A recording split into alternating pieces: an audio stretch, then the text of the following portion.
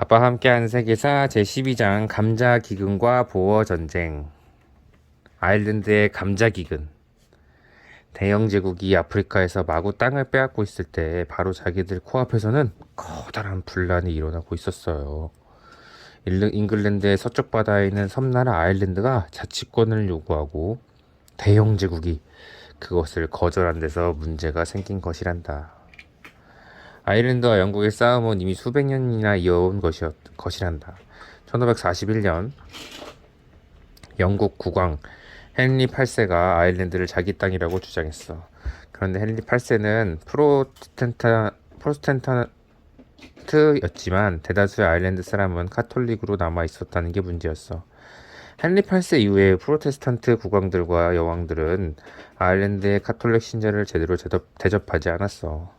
프로테스탄트 통치자들은 카톨릭 신자들 토지를 빼앗아서 프로테스탄트 신자에게 주었을 뿐만 아니라 더 나아가서는 카톨릭 신자는 토지를 사들여서는 안 되고 조상으로부터 물려받아서도 안 된다고 선포했단다. 카톨릭 신자는 군대에도 들어갈 수가 없었어. 그리고 아일랜드는 독자적인 의회를 가지고 있었지만 오직 프로테스탄트 신자만이 의원으로 선출될 수 있었단다. 1801년 대영제국 정부 아일랜드 의회를 해산했어. 정부가 아일랜드 의회를 해산했어. 이제부터 아일랜드 사람들은 대영제국의 의회에 그들의 대표를 보내야 하게 되었지. 그리하여 아일랜드는 독립된 나라라고 할 수 없는 지경이 되어버렸어. 하지만 그것만으로는 모자라다는 듯이 훨씬 더 나쁜 일이 다가오고 있었단다. 1845년에 유럽 전 지역에서 전에는 보지 못했던 이상한 일이 일어나기 시작했어. 네덜란드 감자밭에서 감자의 잎과 줄기가 시커멓게 변하고 시들어갔어. 그래서 땅을 파보니까 감자 알맹이가 썩어가고 있는 게 아니었겠어. 그리고 오래지 않아서 프랑스와 영국에서도 똑같은 일이 일어났단다. 아일랜드 농부들은 감자가 썩는 이 병을 역병 혹은 마름병이라고 불렀어. 그들은 그 병이 아일랜드에서 번져오지 않기만을 간절히 빌었단다. 간절히 빌 수밖에 없는 사연이 무엇인가 하면 아일랜드의 수만 명의 농부들이 경작하는 토지는 영국 땅에서 사는 영국인 지주들의 것이었어. 밀과 귀리를 경작했지만 이 곡식들은 거두자마자 몽땅 지주에게 보내야 했지. 그러면 그들은 무엇을 먹고 살았느냐 하면 지주에게 바칠 만큼의 밀과 귀리를 심고 남은 땅에다가 감자를 심어서 먹고 살았단 말이야. 근데 그 감자가 캐기도 전에 다 썩어버린다면 그들은 꼼짝없이 굶어야 할 판이고 달리 먹을 거리가 없다시피 했으니까 1845년 9월에 어느 날 아침에 아일랜드의 한 농부가 감자밭에 나가서 감자 줄기를 만져보았어. 그런데 손이 물컹한 것이 만져지는데 줄기가 썩어서 곤죽이 되어 있었어. 그는 허겁지겁 손으로 땅을 파보았어. 그러자 코를 찌르는 고약한 냄새가 확 올라왔어. 굵은 줄기에 주렁주렁 매달려 있어야 할 감자알들이 모조리 썩어 문드러져 형체도 없었어. 많은 병이 기어이 아일랜드까지 번진 것이야.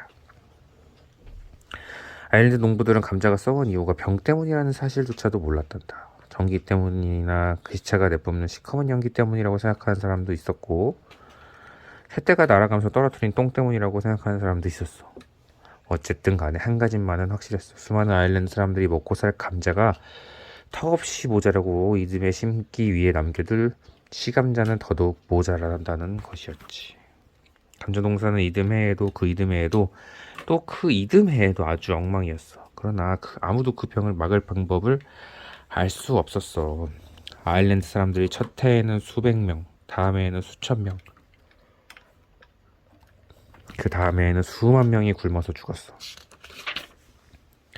어느 작은 도시에서는 너무도 많은 사람들이 한꺼번에 죽은 바람에 밑바닥을 떼었다 붙였다 하는 관을 만들어야 했단다. 묘지에 가서 미리 파놓은 무덤 구멍 위에 관을 대고는 밑바닥을 떼고 시체만 떨어뜨려서 묻은 다음에 도로 가지고 돌아와서 다른 시체를 넣으려는 것이었지.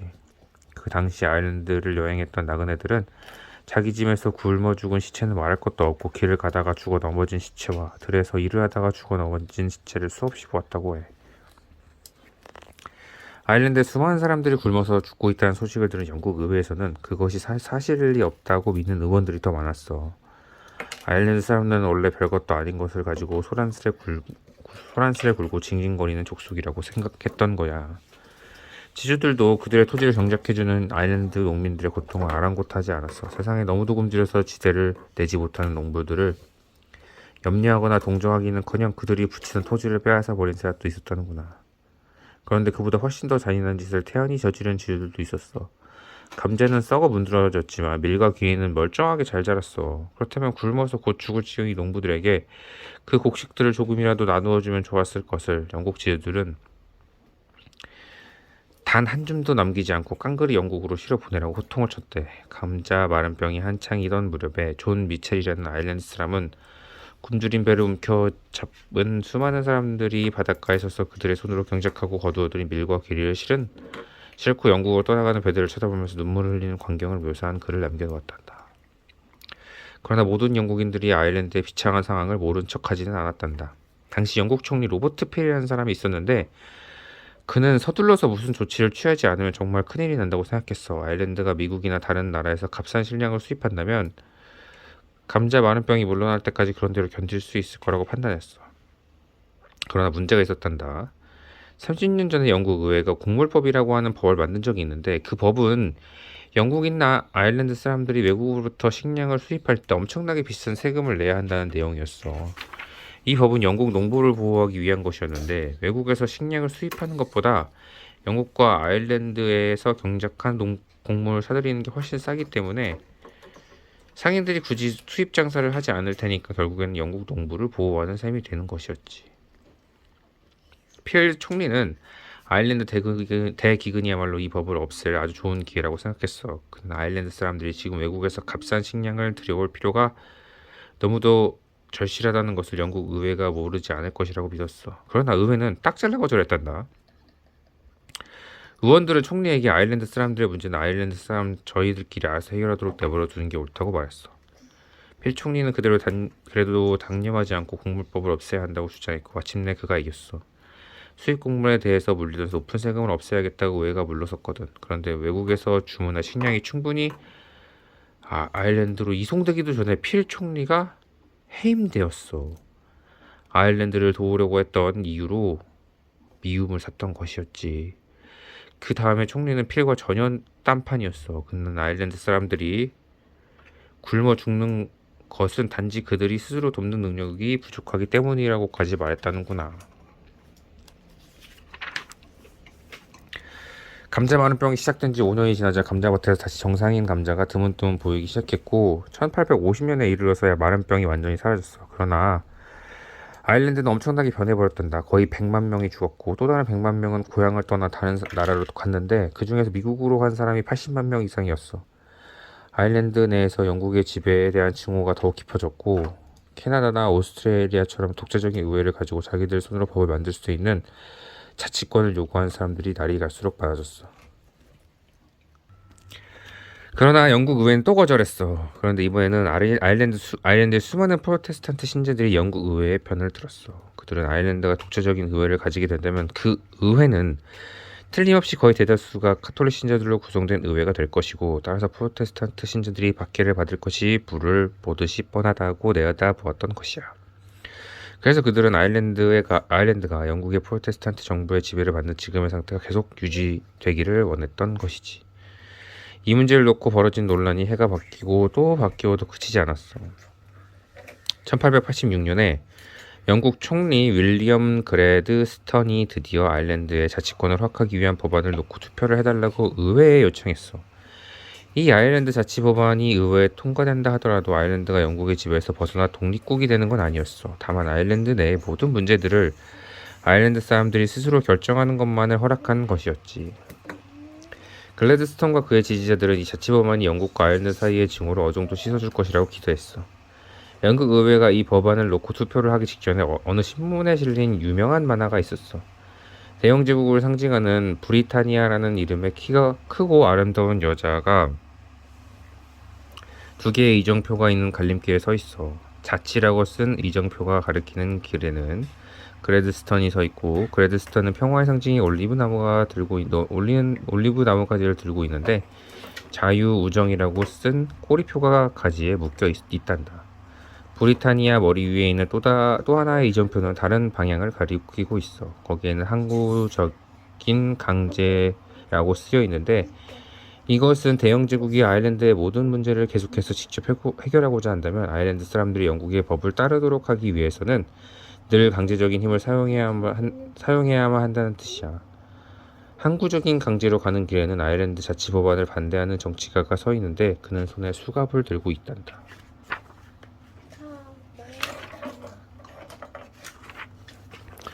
아일랜드 자치법안은 의회 투표에서 부결되었어. 대영 제국은 항구적인 강제의 길을 선택하기로 결정했던 것이야. 그리고 그 후 100여 년 동안 아일랜드에서는 혼란과 소동과 폭력이 끊이지 않았단다. 다이아몬드와 금을 놓고 벌인 보어 전쟁. 남아프리카의 작은 도시 마페킹에 몹시도 무더운 2월 어느 날 한밤중이었어. 함석으로 지붕을 덮은 허름한 집들이 고요 속에 묻혀 있었어. 함석 지붕이 밝은 달빛에 희미하게 빛나고 도시의 주위를 두른 깊고 컴컴한 참호에도 달빛이 내려 있고 참호로부터 저만치 앞에 선 흙담이 달빛 속에 어렴풋이 보여. 그 흙담 너머에는 마네킹을 포위한 군대의 막사들이 거의 끝이 보이지 않게 펼쳐져 있단다. 마페킹에 주둔한 영국군 사령관은 그의 박사 안에서 책상 앞에 앉아 무엇인가를 쓰고 있었어. 그가 이 작은 도시에 버티고 있는 지가 벌써 넉 달이 지났어. 마페킹을 포위한 흑담 밖의 군대는 그 도시 안에서 식량이 단 한 줌도 들어가지 못하도록 틀어막고 있었단다. 그래서 마페킹 주민들은 이제는 먹을 것이 거의 바닥이 나고 있었어. 그날 낮에 말이 한 마리 죽었어. 먹을 것이 바닥이 난 지경인지라 그 말의 시체가 여간 귀한 게 아니었지. 로버트 베이든 포웰이라는 이름의 사령관은 말의 시체를 어떻게 먹을 것인지에 관해서 지침서를 쓰고 있었다는 거야. 그는 이렇게 썼단다. 갈기와 꼬리는 병원으로 보내어 베개와 요의 속을 채우는 데 쓰도록 할 것. 편자는 대장간으로 보연해서 녹여서 탄환으로 만들 것. 껍질과 머리와 네 발은 솥에 넣어서 하루 종일 삶은 다음에 얇게 썰어서 조미료를 칠 것. 돼지고기 볶음이라고 생각하고 먹자고. 살은 잘게 다져서 창자 속에 우겨 넣고 삶을 것. 소세지라고 생각하고 먹자고. 뼈는 모두 모아 큰 솥에 넣은 뒤 물을 많이 붓고 고아서 주민들에게 국물을 나눠줄 것. 국물을 우려내 뼈는 버리지 않고 빻아서 밀가루에 섞을 것. 그러면 밀가루가 쉬이 상하지 않아. 베이든 포웰 사령관은 펜을 놓고 등 바지에 몸을 기댔어. 흑담 너머에서 총소리가 울렸어. 포위된 채 지내는 게 앞으로 몇 달을 더 갈지 알 수가 없었어. 그는 지금 영국군이 도착해서 구해줄 때까지 견디려면 아마도 마페킹 주민들은 이제부터 말을 잡아먹여 목숨을 잃는 수밖에 없을 거라고 생각하고 있었어. 마페킹이 포위된 이유가 무엇일까? 그 이유를 알기 위해서는 몇 년 전으로 거슬러 올라가 봐야 해. 아프리카의 스크램블을 기억하고 있겠지. 1880년 이후에 몇 년 동안 유럽의 여러 나라들이 서로 먼저 더 많은 아프리카 땅을 차지하려고 체면이고 뭐고 가리지 않고 드자비를 했던 사건 말이야. 대부분의 유럽 나라 정부들은 조상 대대로 아프리카에서 살아왔던 수많은 부족들을 철저히 무시해버리고 마구잡이로 땅을 빼앗았어. 그런데 남아프리카에서 벌써 100여 년 전부터 유럽 사람들이 살고 있었단다. 보호인이라고 불리는 이 유럽 사람들은 케이프타운이라는 이름의 네덜란드 무역항에서 일했던 네덜란드 사람들의 후손이야. 이 네덜란드 사람들이 그곳에 눌러앉아 농사를 짓고 살다가 나중에는 케이프 식민지라는 이름의 네덜란드 식민지를 만들었단다. 그로부터 100년 후에 영국군이 쳐들어와서 케이프 식민지를 빼앗았어. 이제 케이프 식민지는 대영 제국의 영토가 되어 대영 제국의 법으로 다스려지게 되었어. 그러나 그 법들 중에서 한 가지가 보호인의 분노를 샀단다. 영국 정부가 케이프 식민지의 모든 노예는 자유민이 되었고 자유의 몸이 된 아프리카 사람들은 재산을 소유할 수 있다고 선언했던 게 그것이었어. 보호인은 거의 누구나가 아프리카인은 백인의 노예로서 한평생 살다가 죽는 게 신의 뜻이라고 믿었어.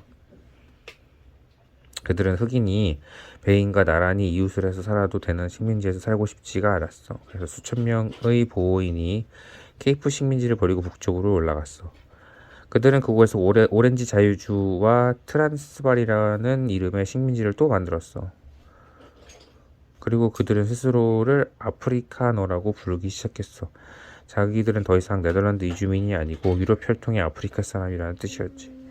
대영 제국은 다른 일이 너무도 바빴던 나머지 네덜란드 후손이 북쪽으로 올라가서 두 개의 식민지를 만들었거나 말았거나 관심을 기울이지 않았단다.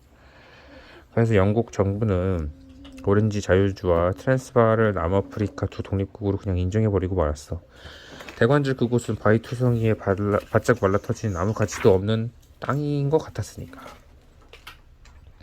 그런데 어느 날 오렌지 강 기슭에서 양떼를 먹이던 한 소년이 심심하고 따분해서 강가를 이를 돌아다녔는데, 소년은 강가를 돌아다니면서 특별히 눈에 띄는 예쁜 돌멩이 한 개를 줘서 주머니에 넣었어. 양떼를 데리고 집에 돌아온 소년이 그 돌멩이를 부모에게 보여주었고, 부모는 또 이웃집 사람들에게 보여주었어. 이웃집 사람들 중에서 누군가 그 돌멩이를 가지고 싶다고 말하자 소년의 부모는 아무 생각 없이 그것을 주워버렸어. 그런데 그 돌멩이가 알고 보니까 다이아몬드였던 거야. 엄청나게 큰 다이아몬드였지. 오렌지 강가에 광산업자들이 몰려왔어. 그곳에서 다이아몬드가 그야말로 지천으로 깔려 있었어. 모래 속에 드문드문 박혀 있고 말갛게 씻어서 자갈 틈에 끼어 있었어. 니콜라스 드비어와 디에데릭 드비어라는 이름의 형제의 농장에는 나중에 빅홀이라고 불리게 되는 거대한 다이아몬드 광산이 들어섰어. 수천 개의 다이아몬드가 빅홀에서 채굴되었단다. 그 형제는 드비어스 연합광산이라는 회사를 만들었는데, 이 회사는 지금도 세계에서 가장 유명한 다이아몬드 회사란다. 빅홀은 지금도 박물관이 되어 있어. 그 안에 들어가면 땅속 깊숙이 들어가 볼 수 있고, 지금은 유레카 다이아몬드라고 불리는 양치기 소년이 강가에서 주워와서 온 세상을 떠들썩하게 만들었던 세계의 곳곳에서 수많은 사람들이 그곳으로 몰려가게 만들었던 그 다이아몬드도 볼 수 있단다. 다이아몬드 러시가 일어났어. 남아프리카 들판과 강가에 수많은 사람들이 몰려왔어. 다이아몬드가 발견되는 땅은 보호인이 만든 두 개의 식민지와 영국인이 지배하는 케이프 식민지 정확히 중간 지점이었어. 그래서 이제까지는 보호인도 영국인도 그 땅을 자기 땅이라고 주장하지 않고 있었는데, 다이아몬드가 발견되자마자 영국이 먼저 그 땅을 대영제국 땅이라고 선언해버렸어. 다이아몬드가 지천에 널려있는 땅이 발견되고 바로 얼마 후인 1886년에 보호인의 땅인 트란스바르에서 광부들이 금을 발견했어. 트란스바르 정부가 나서서 조사를 해보니까 금이 그냥 발견된 정도가 아니었어. 그 땅에는 누구라도 떡 벌어진 입이 다물어지지 못할 만큼 엄청난 양의 금이 묻혀 있었어. 아마도 지금까지 알려진 전세계 금 매장량의 절반은 그곳에 있는 것 같았단다. 하지만 그 많은 금을 다 패낼 만큼 거대한 광산을 지으려면 돈을 엄청나게 들여야 했어. 그래서 트랜스바르에는 그만한 돈을 가진 사람이 없었단다. 그래서 트랜스바르 정부가 영국하고 거래를 했어. 영국의 광산업자들과 사업가들이 트랜스바르에 들어가서 금을 캐내고 그 중에서 일부를 트랜스바르에 가진다는 것이었지. 이 거래가 성사되고 4년 후에 케이프 식민지의 영국 총독 세실 로즈는 영국 관리들을 오렌지 자유주와 트랜스바르 북쪽으로 보내어 또 하나의 식민지를 만들고 그의 이름을 따서 로디지아라고 불렀어. 이제 오렌지 자유주와 트랜스바르는 영국의 세력권 사이에 끼게 되는 것이야. 아니, 벌써 그 이전부터 영국인 사업가들이 트랜스바르에서 설치고 다니면서 금을 캘 곳이 있으면 금을 캐고 보호인이 정치에 간섭할 일이 있으면 간섭을 했어. 그런데 그게 정부가 아니었어. 로즈 총독이 마침내 그의 부하들에게 트랜스바르를 침공해도 좋다고 허락해버렸던 거야. 트랜스바르 사람들이 보아하니까 영국인이 트랜스바르뿐만 아니라 오렌지 자유주까지도 집어삼키려는 게 분명했어. 그래서 1899년에 트랜스바르과 오렌지 자유주의 아프리카노들의 영국에게 선전포고를 했어. 영국은 이 전쟁을 보어 전쟁이라고 부른단다. 전쟁이 시작된 지 이틀째 아프리카노 병사들이 마네킹이라는 작은 도시를 포위했어. 마페킹이라는 작은 도시를 포위했어. 마페킹은 영국 영토인 케이프 식민지의 철도 거점 도시인데 트랜스바르에서 아주 가까운 곳이었어. 마페킹의 영국군 사령관 로버트 베이든 포웰은 갑작스러운 공격을 받자 너무도 놀랐어. 그에게는 고작 1000여 명의 병사뿐인데 아프리카노 병사들 하나같이 거칠고 사나운 사람들이었어. 하지만 그는 항복할 생각이 전혀 없었단다. 그 외에 드는 부하들에게 깊은 참호를 파고 성벽에는 흙을 덮으라고 명령했어. 그리고 참호 안에 가짜 요새를 세우게 했어. 아프리카나 병사들이 그 가짜 요새를 사람들이 사는 집인 줄 알고 사격을 하게 만들려는 것이었지. 그는 또 밤에 병사들을 시켜 함성으로 만든 메가폰을 들고 적진에 다가가서 고래고래 소리를 지르게 했어. 너무도 시끄러워서 아프리카너 병사들이 잠을 자지 못하게 하려고 말이야. 그는 또 지금은 부엌의 부직갱이라도 거들겠다고 나서는 판이었으니까. 도시의 어린 소년들을 모아서 전령을 시키거나 부대에 잔심부름을 시켰어. 이 소년 단아들이 바로 지금의 보이스카우트의 효시란다. 마페킹 이외의 다른 곳에서도 전쟁은 영국에게 매우 불리하게 돌아가고 있었어. 첫 싸움이 시작된 지 2달이 지난 12월 영국군은 세 차례의 대규모 전투에서 형편없이 졌어. 마페킹이 포위된 지 벌써 217일이 되었어. 양쪽은 너무도 지루해서 어느 때부터는 일요일에는 전투를 하지 않고 서로 고래고래 고함도 지르지 않기로 약속했어. 일요일만은 서로가 편히 쉬고 오랜만에 음식도 제대로 요리도 해서 먹어보고 놀이도 하자는 것이었지. 217일 지난 후에 마침내 영국 지원군이 마페킹에 도착해서 아프리카너 병사들을 쫓아버렸어. 마페킹이 해방된다는 소식이 전해지자 영국 전역에서는 밤새 떠들썩한 잔치를 벌였다는구나. 그 후 몇 년 동안 영국에서는 매픽이라는 말이 유행했대. 이것은 물론 마페킹이라는 지명에서 따온 말로 승전의 소식을 듣고 축제 소동을 벌이다라는 뜻이야. 이제는 전쟁의 흐름이 완전히 바뀌어버렸어. 아프리카너 군대가 곳곳에서 항복하기 시작했어. 영국군이 트랜스발과 오렌지 자유주의 여러 도시를 점령하고 전쟁이 마침내 끝나려고 하고 있어. 그런데 전쟁이 거의 끝날 즈음에 가서 대영 제국은 수많은 영국인들이 그들의 정부를 수치스럽게 여길 수밖에 없도록 만드는 일을 저질렀어. 아프리카너 군대와 영국군 사이의 공식적인 전투도 끝이 났지만 아프리카너 병사들이 아직도 곳곳에서 작은 무리를 지어서 영국군의 주둔지를 공격하고 있었어.